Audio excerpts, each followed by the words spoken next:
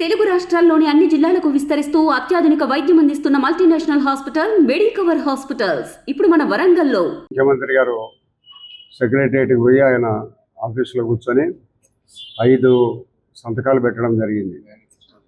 ఒకటి ఉపాధ్యాయుల నియామకము, 2 దుర్మార్గమైన ల్యాండ్ పుల్లింగ్ చట్టము, 3 ఈ క్యాంటీను పెన్షను 4,000 రూపాయల పెన్షను, స్టీల్ సెక్స్ అయితే ప్రకటించడం జరిగింది. కాబట్టి ఇవన్నీ కూడా ఎన్నికల్లో చెప్పిన వాగ్దానాలు నెరవేర్చడంలో మొదటి మెట్టుగా ముఖ్యమంత్రి అయిన ఒక 24 గంటల్లోనే ఈ చెప్పిన వాగ్దానాలన్నీ పూర్తి చేయడం జరిగింది. ఇంకా సూపర్ 6 ఉంది. అవన్నిటి కూడా క్యాబినెట్ 18వ తేదీ క్యాబినెట్ మీటింగ్ జరుగుతోంది. ఆ 18 క్యాబినెట్ మీటింగ్లో నిర్ణయాలు తీసుకొని ఏవైతే ఎన్నికల్లో ప్రజలకు చేస్తామని చెప్పడం జరిగిందో అవన్నీ ఫుల్ ప్లెజ్డ్లో ఒక 5-6 నెలల్లోనే ప్రజలకు అందుబాటులోకి తీసుకొని వస్తాం. మీకు చెప్పిన పెన్షన్ ఇప్పటికే వస్తూ ఉంది. ఇంకా గ్యాస్ సిలిండర్లు కానీ, లేదా నెలకు 1,500 ప్రతి మహిళకి ఇచ్చేది కానీ, చదువుకునే పిల్లలకు ఇచ్చే డబ్బులు కానీ, ఇవన్నీ కూడా ఒక 6 నెలల కాలంలోనే పూర్తిగా మరి ఎన్నికల ముందు చెప్పిన వాగ్దానాలు, మేనిఫెస్టోలో సూపర్ 6 అన్నీ కూడా ప్రజలకు అందుబాటులోకి తీసుకొని వస్తుంది ఈ ప్రభుత్వం. కాబట్టి ఈ ప్రభుత్వం ఏదైతే చెప్పిందో చెప్పినవి కూడా చాలా చేసేదానికి ఉంది. ఇరిగేషన్ ప్రాజెక్టు ఉన్నాయి. ఇరిగేషన్ ప్రాజెక్టు మీద పోలవరం ప్రాజెక్టు అత్యంత ప్రాధాన్యతగా తీసుకొని 1 సంవత్సరము 2 ఏళ్ల కాలంలో పూర్తి చేసి దాని ద్వారా మనము ప్రకాశం గ్యారేజ్కి, నాగార్జున సాగర్ కూడా నీళ్లు తీసుకొని వచ్చి శ్రీశైలం నుంచి దిగువ పోయే నీటిని మనం నిలుపుకొని శ్రీశైలం ప్రాంతంలో నిలబడ్డ నీరంతా కూడా రాయలసీమకు ఇవ్వాలనే ఒక మంచి ఆలోచనతో ముఖ్యమంత్రి గారు ఉన్నారు. కాబట్టి ఈ ప్రభుత్వము ఎప్పుడే ఎన్నికల్లో చెప్పిన ప్రతి ఒక్క వాగ్దానాన్ని కూడా నెరవేరుస్తుంది. గత ప్రభుత్వము కక్షపూరితమైన చర్యలతో చాలామందిని చంపడము, కొట్టడము, శిరోముండనం చేయడము, ఇవన్నీ కూడా చేయడం జరిగింది.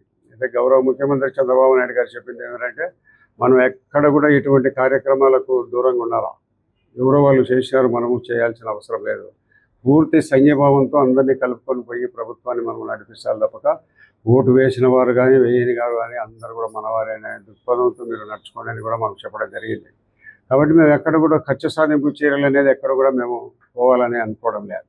ప్రభుత్వ పరంగా లంచగొండి చర్యలను, క్రికెట్ బెట్టింగులు, మట్కా, జూదం ఇవన్నిటి మాట్లాడగానే ఖచ్చితంగా మేము తీసుకోవడం జరుగుతుంది. కానీ ఈ పార్టీకి చేసినాడు, ఆ పార్టీకి చేసినాడు అనే దాని మీద ఎవరి మీద కూడా మేము వారి మీద కక్ష తీర్చుకోవాలనే ఆలోచన మా ప్రభుత్వానికి కానీ మాకు కానీ లేదు.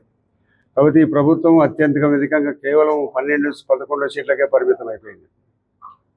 తెలుగుదేశం, జనసేన, బీజేపీ కూటమితో ఎన్నికల్లో పోయింటే ఈ ఎన్నికల్లో ఏం జరిగిందంటే అన్ని 3 పార్టీలు కూడా జనసేన కానీ, బీజేపీ కానీ, తెలుగుదేశం కానీ కలిసిపోయినాయి. పూర్తిగా ఓటు పూర్తిగా ఏ పార్టీకి ఇస్తే ఆ పార్టీకి మళ్ళింది.